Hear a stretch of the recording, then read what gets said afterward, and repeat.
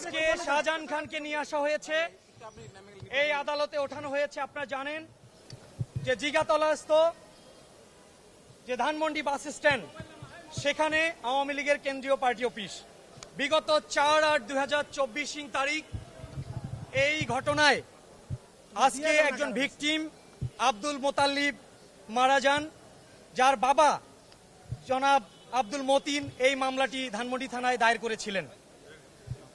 আজকে এই শাহজাহান খানের বিরুদ্ধে 14 দলের যে বৈঠক হয়েছিল, ছাত্র জনতা কোটা সংস্কার আন্দোলনকে প্রতিহত যে ঘোষণা দিয়েছিল, এই শাহজাহান খান একজন অন্যতম এই মামলার 23 নং জাহান্নামী আসামি।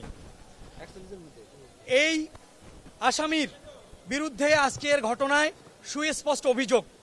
সেখানে শটগান ব্যবহার হয়েছে, বেআইনি অস্ত্র ব্যবহার হয়েছে, গুলি ব্যবহৃত হয়েছে, ব্যাপক পরিমাণ টিয়ার শেলের ব্যবহার হয়েছে।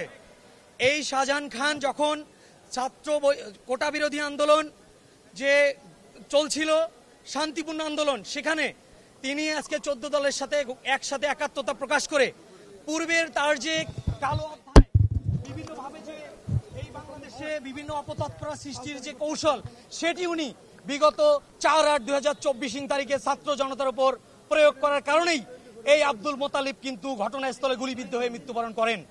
বিজ্ঞ আদালতে আজকে ঘটনার পরিষ্কার তথ্য দিয়ে এই আসামির বিরুদ্ধে 10 দিনের প্রসিকিউশন পক্ষ রিমান্ড আবেদন দাখিল করেন। পরবর্তীতে আমরা রাষ্ট্রপক্ষে আইনজীবীরা সহায়তা করি এবং বিজ্ঞ আদালত ঘটনা শুনে, এই যেহেতু আব্দুল মোতালিব মারা গিয়েছেন ঘটনাস্থলে, এর কারণে এই আসামির বিরুদ্ধে বিজ্ঞ আদালত সন্তুষ্ট হয়ে 7 দিনের রিমান্ড মঞ্জুর করেন।